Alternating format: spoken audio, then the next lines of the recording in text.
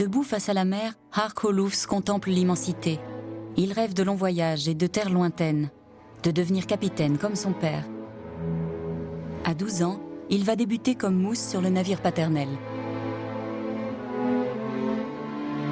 Nous sommes en 1720 dans la mer des Wadden, sur la petite île d'Amrum, qui fait alors encore partie du royaume du Danemark. Le jeune Hark ne sait pas encore que ses rêves d'ailleurs ne vont pas tarder à se réaliser. Hark Olufs appartenait à une famille de marins. Son père était capitaine.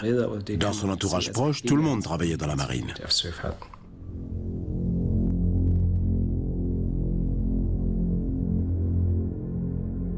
Hark Olufs est mort jeune, à seulement 46 ans. Sa pierre tombale, qui se dresse encore dans le cimetière de la petite ville de Nebel, est tout à fait particulière. Elle retrace quelques-uns des épisodes étonnants de sa vie. Ça, c'est l'espoir, le navire sur lequel Hark Olufs a embarqué à l'âge de 12 ans. Quand il a eu 16 ans, l'espoir a été capturé dans la Manche. De là, il a été remorqué jusqu'à Alger. Car n'oublions pas qu'à l'époque, les pirates turcs contrôlaient la Méditerranée.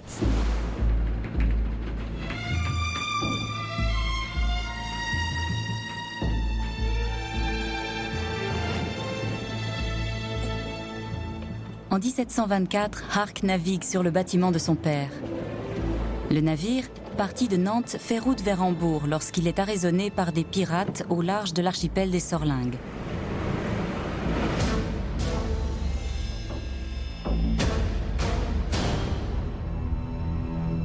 L'équipage est fait prisonnier et transporté à Alger.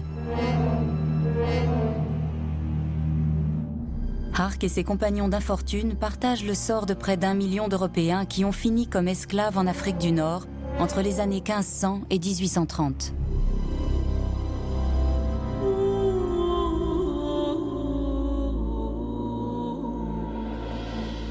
L'histoire de Hark est exceptionnelle, d'abord parce qu'il va survivre à sa mésaventure, mais aussi et surtout parce que l'ancien mousse ne devient pas un esclave comme les autres.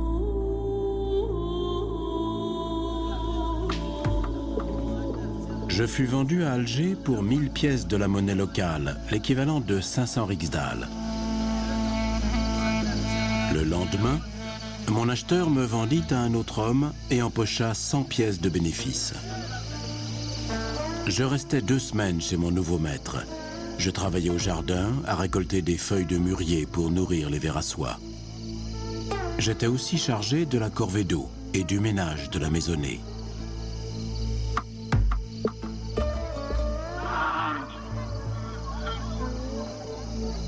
Le jeune Hark Olufs et les prisonniers originaires d'Amrum se retrouvent à Alger, qui, en 1724, est déjà une grande ville. Toute la ville prospère grâce à la piraterie, à la capture des navires, mais aussi aux raids menés sur les côtes étrangères. Les pirates pillent des villages en Espagne et en Italie, et ils rapportent énormément d'argent. C'est alors qu'un marchand qui cherchait des esclaves pour le bey de Constantine arriva à Alger.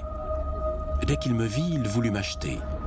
Mon maître me vendit au prix de 900 riksdal.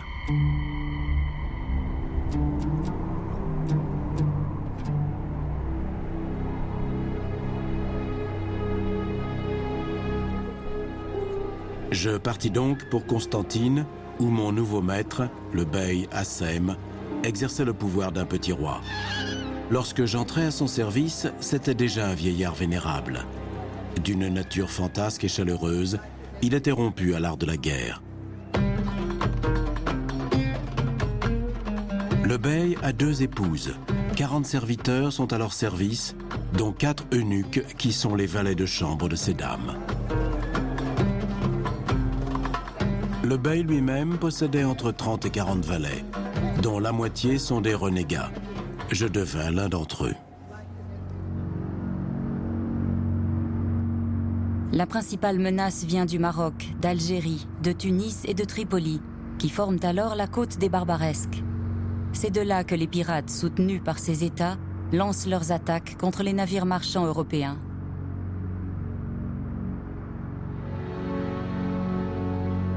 Durant 3 siècles, 1 million d'Européens vont être vendus comme esclaves en Afrique du Nord. C'est aujourd'hui une page oubliée de l'histoire. Beaucoup meurent en captivité, comme galériens ou domestiques. Seuls quelques-uns parviennent à rentrer chez eux, comme Hark Olufs. Leur récit nous ouvre une fenêtre sur leur vécu et sur la culture barbaresque. Que les pirates s'emparent du navire, de sa cargaison et de son équipage, c'était une chose. Mais leur but n'était pas de garder tous ces prisonniers en Afrique du Nord. On les autorisait à envoyer des messages à leurs familles. L'idée, c'était de les renvoyer chez eux moyennant le paiement d'une rançon.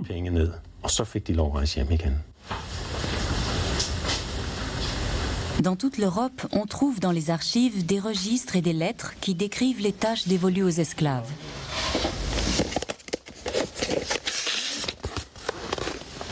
Voyons voir ces lettres. En voici une. Parmi les archives, Éric Goebel a découvert un document exceptionnel par sa rareté. Cette lettre a été écrite à Alger le 10 janvier 1710. Elle est en danois. L'écriture n'est pas très belle, mais ce qu'il faut voir, c'est ceci.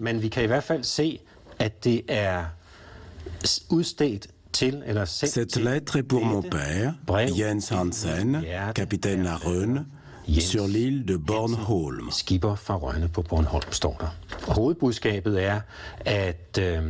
C'est un jeune homme qui a été fait prisonnier dans le détroit de Gibraltar. Il s'est retrouvé esclave à Alger et il est au plus mal. Il demande à sa famille d'envoyer de l'argent pour racheter sa liberté.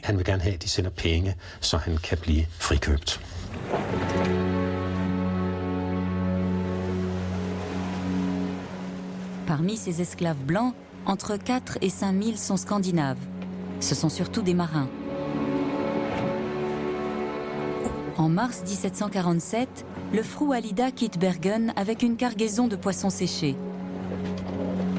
Tout comme Amrum, la Norvège fait alors aussi partie de la couronne danoise. Le navire fait route vers l'Espagne et doit emprunter le détroit de Gibraltar. À son bord, le jeune Skram, âgé de 19 ans, est déjà un marin expérimenté. Le Fru Alida a franchi le détroit de Gibraltar sans encombre. Il a déchargé une partie de sa cargaison de poissons séchés à Barcelone avant de mettre le cap sur Livourne. Là, tout s'est passé comme prévu. Le reste de la cargaison a pu être livré. Mais quand le navire est reparti en direction de la Sardaigne, il a été attaqué par 2 bateaux tunisiens qui ont tiré des coups de canon en guise de sommation.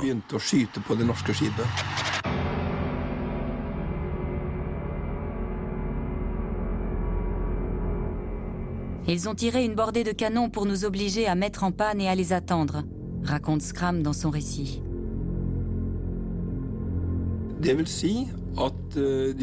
Les pirates leur ont donné l'ordre de ralentir pour permettre à leur navire de venir se placer à côté d'eux. Beaucoup de pirates étaient des esclaves européens convertis à l'islam. On les appelait les renégats.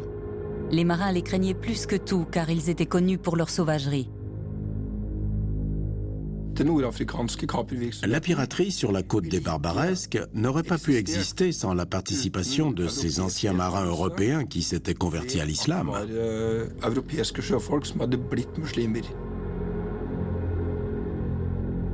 En Afrique du Nord, la piraterie est autorisée par les gouvernements locaux. Une situation qui découle directement des conflits qui opposent depuis le XVIe siècle l'Europe chrétienne et les nations musulmanes du Maghreb. Cette guerre qui ne dit pas son nom s'est propagée jusque dans l'Atlantique. Le monde musulman se considère en guerre avec la chrétienté. Pour eux, c'est le djihad, la guerre sainte. C'est pour cela qu'a été créée cette piraterie. Elle permettait de puiser des esclaves dans le vivier des prisonniers de guerre pour les vendre dans les pays arabes.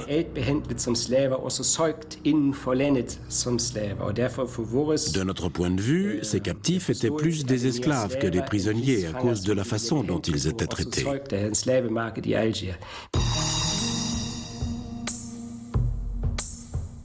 À l'époque, Alger est dirigée par une élite turque qui tient sous sa domination berbères, arabes, juifs, esclaves chrétiens et renégats. Les Turcs se sont servis des esclaves pour conserver leur pouvoir sur la population locale. Par conséquent, à Alger, les captifs avaient une grande importance aux yeux de la classe dirigeante.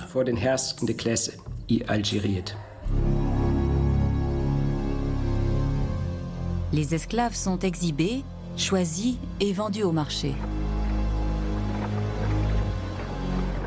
Ceux qui sont envoyés aux galères sont de loin les plus à plaindre.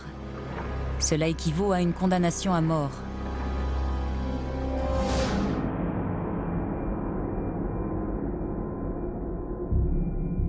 Le maître a le pouvoir de vie et de mort sur ses esclaves.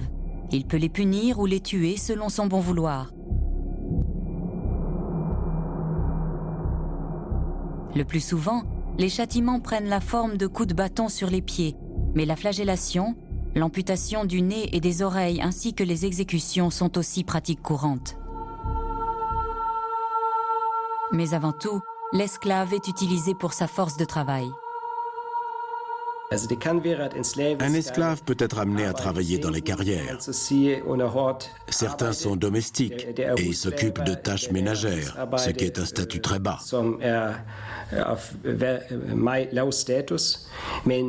Mais d'autres occupent aussi des postes administratifs, dans l'armée par exemple.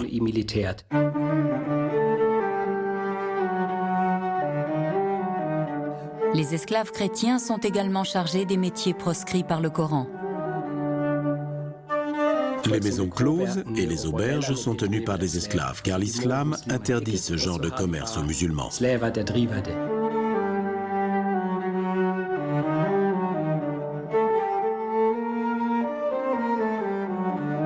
Le bey est le gouverneur turc de Constantine.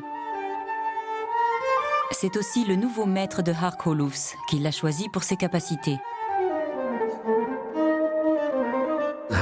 Le bey achète de jeunes esclaves chrétiens et les entraîne pour se constituer une garde d'élite. Hark Holoufs va faire partie de cette milice.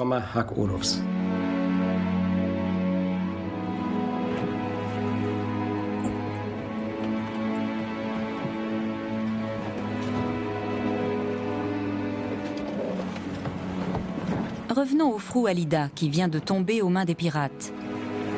Skram et ses compagnons norvégiens prennent place à bord des vaisseaux pirates sous la contrainte.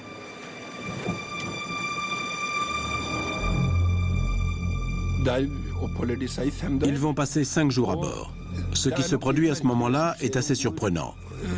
Skram, lui, est persuadé que les pirates tunisiens vont les maltraiter.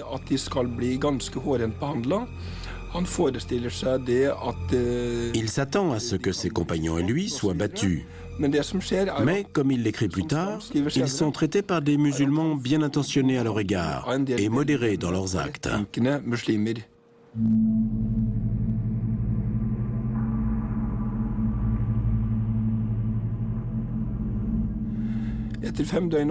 Après 5 jours de navigation, il arrive à la Goulette et de là, tout l'équipage est conduit en procession à Tunis.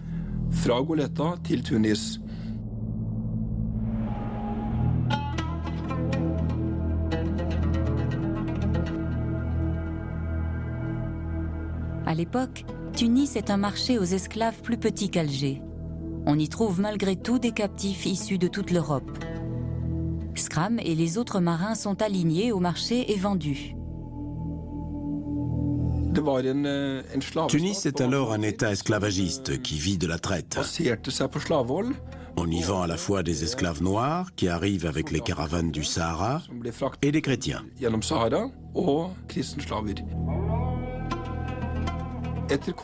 Au bout de quelques jours, l'équipage est conduit au palais du Bey, qui se trouve à Bardo, à quelques kilomètres de la Médina de Tunis. C'est en quelque sorte la résidence du gouverneur. On y trouve une société en miniature, un petit Versailles. Il y a des harems, des bains turcs, des échoppes. Les 9 plus jeunes membres d'équipage sont désignés pour être serviteurs à la cour du Bey.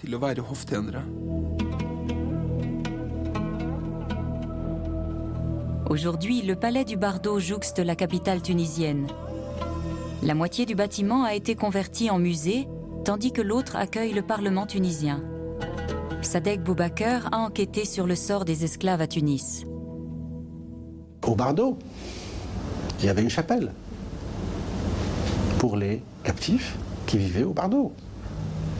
Il y a eu au début du XIXe siècle quelqu'un qui vivait au Bardo et qui était pratiquement ministre des Affaires étrangères.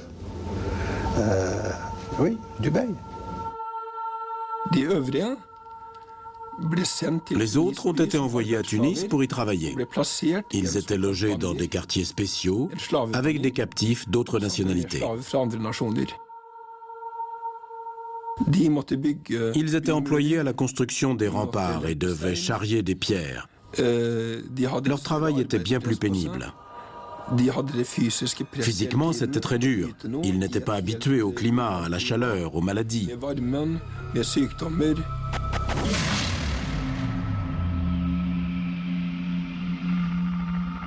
La torture est courante. C'est aussi le cas pour les prisonniers musulmans en Europe.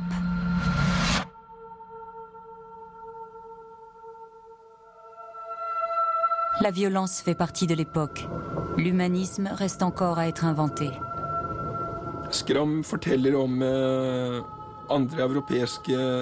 Skram raconte comment d'autres captifs européens ont reçu 300 coups de fouet ou de verge sur la plante des pieds pour des motifs insignifiants.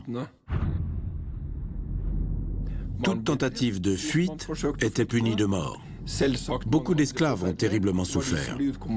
Prenez par exemple ceux qui ont été envoyés aux galères jusqu'à la fin de leur vie.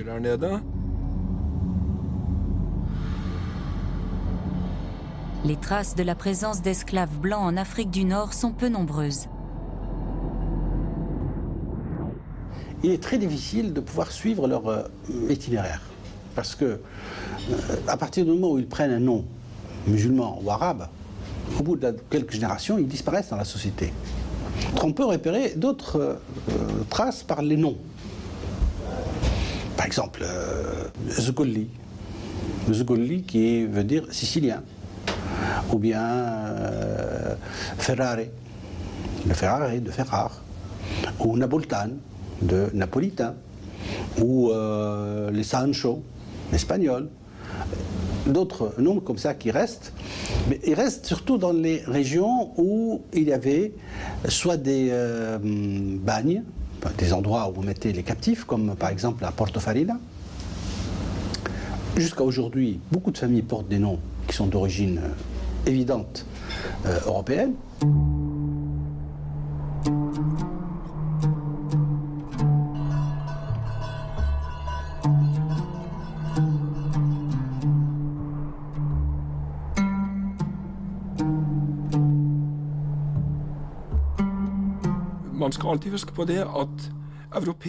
Il faut bien garder à l'esprit que les Européens qui se convertissaient à l'islam, à Tunis et dans le reste de l'Afrique du Nord, vivaient bien mieux en tant que musulmans que les prisonniers musulmans qui s'étaient convertis au christianisme en Europe. Ceux-là sont restés pauvres toute leur vie et n'ont jamais été intégrés à la société, alors que les renégats l'ont été.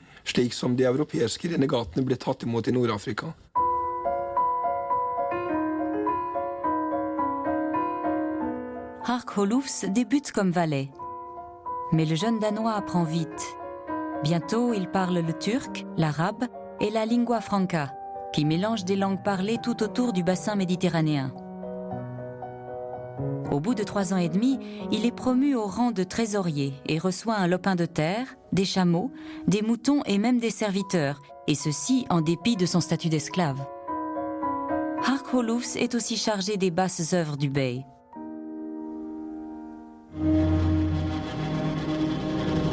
Sur les ordres de mon maître, j'ai assassiné bien des gens. J'ai aussi tué sans ordre. J'avais la pleine confiance du bey. Mon maître se faisait vieux et il préférait que je me charge de ses missions. Souvent, lorsqu'il s'allongeait pour la sieste, j'allais accomplir une exécution avant son réveil. Parmi ceux que j'ai tués sur ses ordres, je me souviens particulièrement de 2 maçons. À 2 reprises, mon maître eut l'idée de cacher dans les murs d'une tour une forte somme en ducats. J'avais l'ordre, une fois le maçon payé pour sa peine, de lui rompre le cou au moment où nous redescendions de la tour. Ce que je fis, contraint et forcé, pour préserver ma propre vie.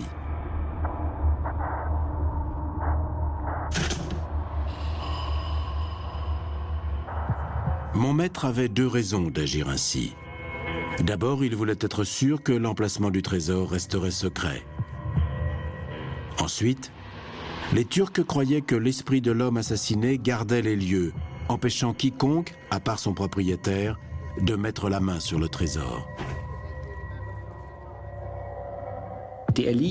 Pour ce genre de mission, on ne pouvait pas utiliser les gens du coin. Il fallait que ce soient des esclaves. Les Turcs les ont intégrés dans leur système de répression en Afrique du Nord. Cela montre que les habitants ne se souciaient pas des esclaves, qui étaient dans une situation très précaire. Tant qu'ils étaient associés au pouvoir, ils étaient respectés. Mais s'ils tombaient entre les mains de la population, c'en était fini d'eux.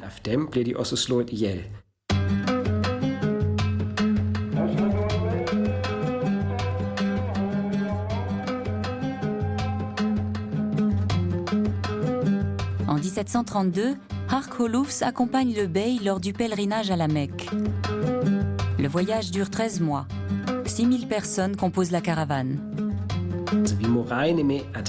Hark s'est forcément converti à l'islam. Sinon, il n'aurait pas pu être du voyage. Il écrit dans son autobiographie qu'il est allé à la Mecque et que seuls les musulmans pouvaient entrer dans la ville. Cela prouve qu'il s'est converti, même s'il écrit par ailleurs qu'il n'est jamais devenu musulman.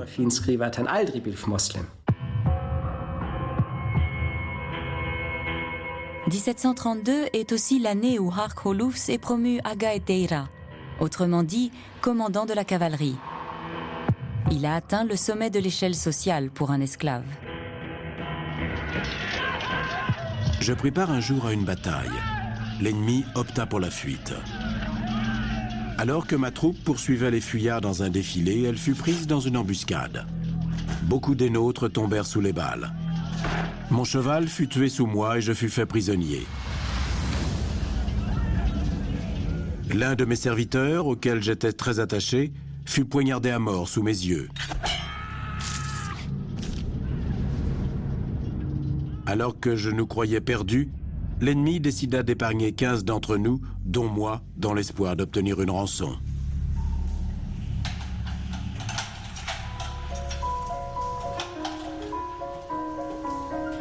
On m'emprisonna dans un donjon. Une femme vint me rendre visite. Elle était presque entièrement voilée. Seuls ses yeux et ses mains, couvertes de jolies couleurs, étaient visibles. Elle me posa plusieurs questions, après quoi je me jetai à ses pieds. Elle me demanda si les gens de mon pays croyaient en un Dieu qui régnerait sur le ciel et la terre.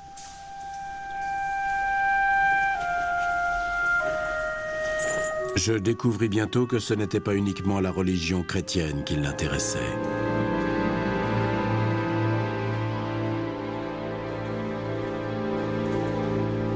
Lorsqu'elle repartit, je la suppliai à haute voix de plaider ma cause. « Chut !» répondit-elle, « ne parle pas si fort. » Soudain, je pris peur qu'elle ne regrettât ses bontés.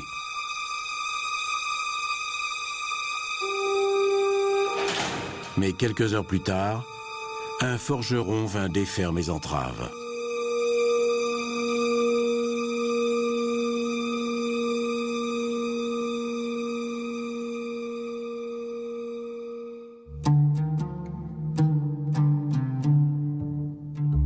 À Tunis, Ali Pacha règne depuis le palais Bardo.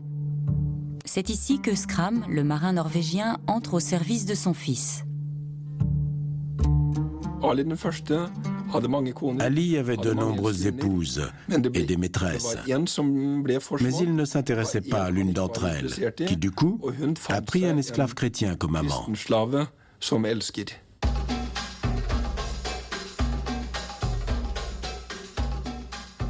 Bien que le Coran édicte des règles strictes, les pratiques sexuelles en Afrique du Nord sont beaucoup plus libérales que dans l'Europe chrétienne. En Afrique du Nord, les homosexuels n'étaient pas persécutés, alors qu'en Europe, ils étaient brûlés ou soumis à des châtiments corporels. Ils risquaient aussi la prison à vie.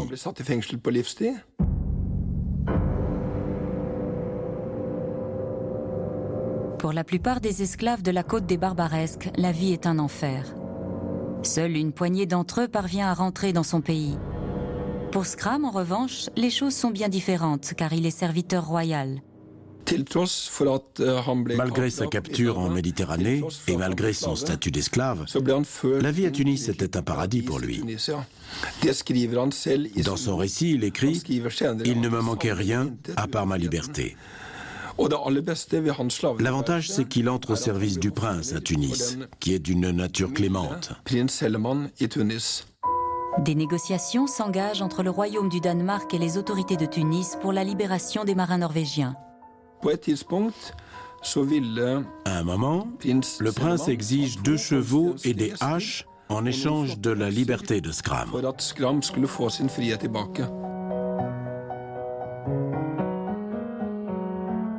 Au musée royal de l'Arsenal, à Copenhague, on trouve la trace des présents envoyés dans les États barbaresques pour gagner la faveur des négociateurs et protéger les navires danois et norvégiens des attaques.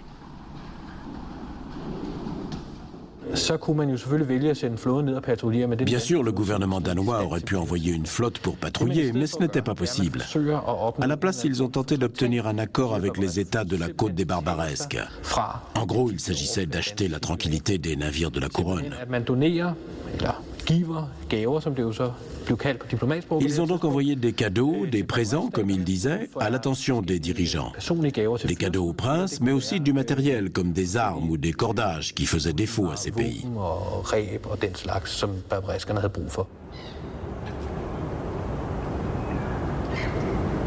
Les archives royales danoises ont conservé plusieurs documents liés à ces accords. Voici un sauf-conduit algérien.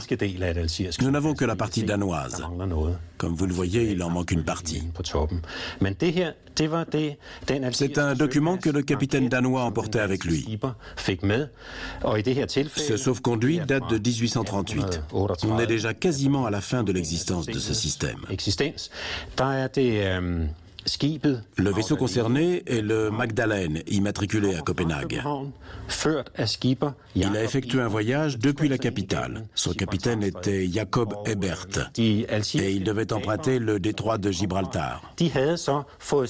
Les pirates algériens, de leur côté, avaient reçu la partie supérieure du document envoyé depuis le Danemark et qui correspondait parfaitement avec la partie inférieure. Le capitaine danois présentait sa partie, le pirate la sienne, et si les deux s'emboîtaient, cela signifiait que le navire danois venait d'un pays qui s'était acquitté du droit de passage.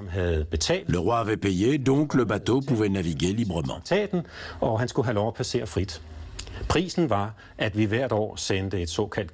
Le tribut annuel consistait en une cargaison de poudre et de boulets, de faucons d'Islande, de cornes de narval et d'autres produits du Nord. C'était de cette manière que le traité était scellé.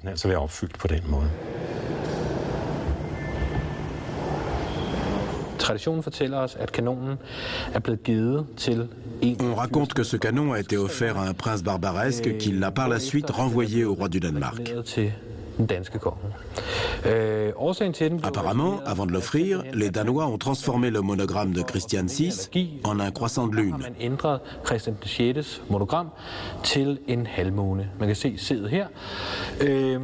Le problème, c'est que cette forme en C représente une lune décroissante.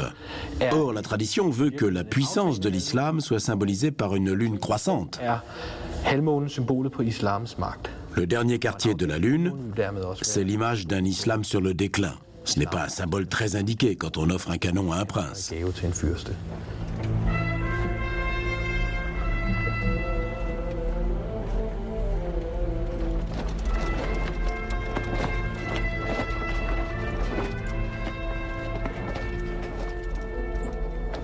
Mais les traités ne suffisent pas. La piraterie continue de faire des victimes. À Copenhague, un fonds pour payer la rançon des esclaves est créé. C'était une sorte de caisse d'assurance à laquelle tous les armateurs devaient contribuer. L'argent servait à racheter la liberté des captifs retenus comme esclaves en Afrique du Nord.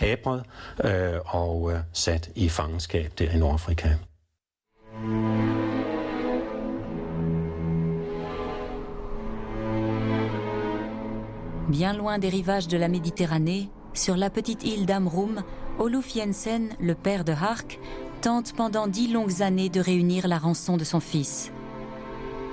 Le fonds de soutien créé à Copenhague lui a refusé toute aide financière, au motif que le navire de Hark battait pavillon hambourgeois lorsqu'il a été pris.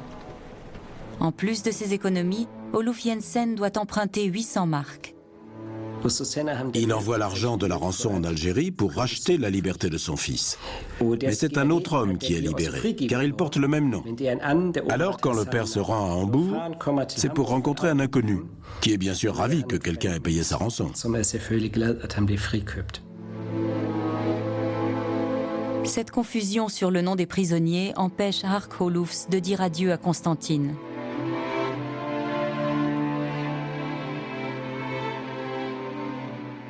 Voilà 16 ans qu'il a quitté sa terre natale et 12 années qu'il vit en esclavage. De ce qu'il ressent, de son désir de rester en Afrique du Nord ou de repartir, nous ne savons rien. Mais de ce côté-là de la Méditerranée, son avenir est incertain.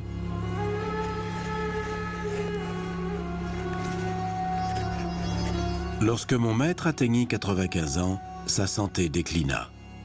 Chaque jour, je tremblais qu'il ne meure, car mon sort était lié au sien. Il faut savoir que les esclaves les mieux lotis, ceux qui jouissent de la confiance du chef, s'attirent les foudres du nouveau maître.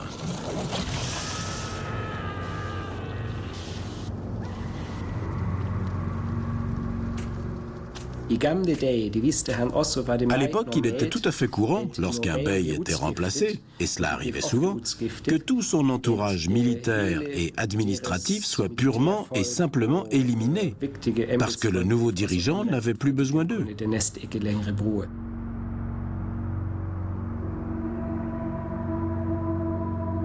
J'avais prévu de m'enfuir sitôt mon maître décédé, mais il devança mon intention. Il m'annonça que je pouvais quitter Constantine. J'étais libre.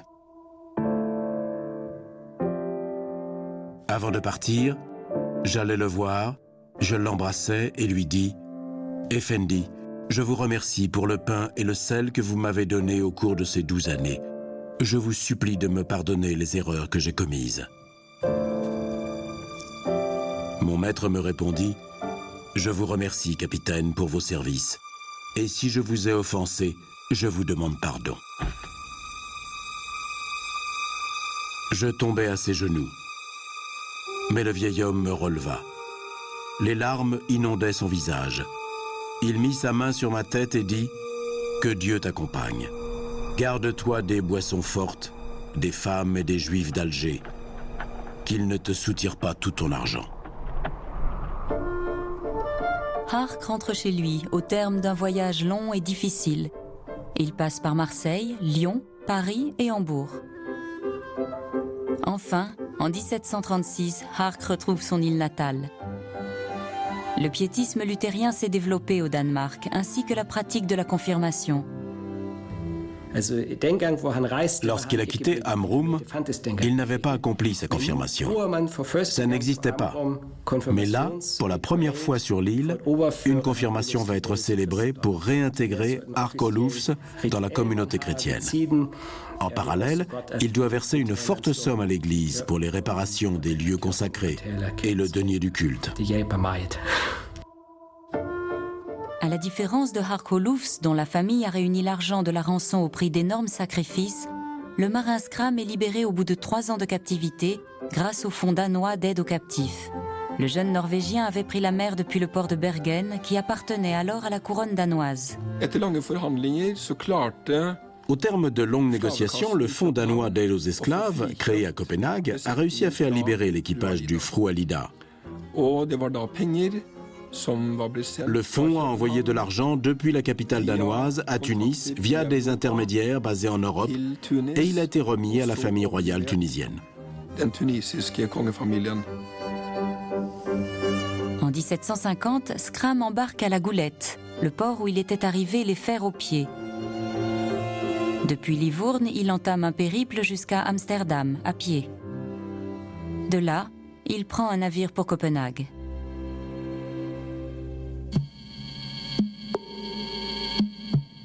C'est en 1747 que l'autobiographie de Hark Olufsen est publiée en danois.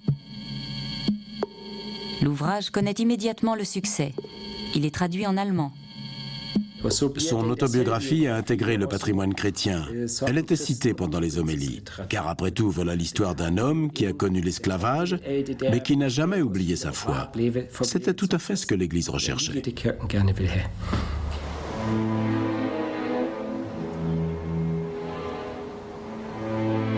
Au fil du temps, l'aventure de Hark Olufsen a sombré dans l'oubli, mais pas sur l'île d'Amrum.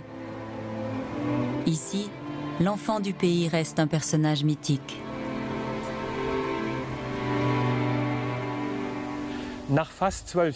Après plus d'une décennie, Hark Olufsen a regagné Amrum. Il est arrivé dans son uniforme de commandant, dont nous voyons ici quelques éléments. Il était très riche. Le bey lui avait donné beaucoup d'argent. Lorsqu'il a retrouvé sa terre natale, il avait 28 ans. Il est tombé amoureux d'une jeune femme qui était déjà fiancée. Mais comme Hark disposait d'une jolie fortune, les fiançailles ont pu être rompues.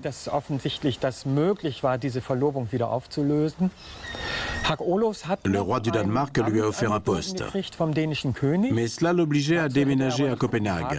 Alors il a décliné, surtout qu'il avait déjà assez d'argent. Il voulait rester sur son île.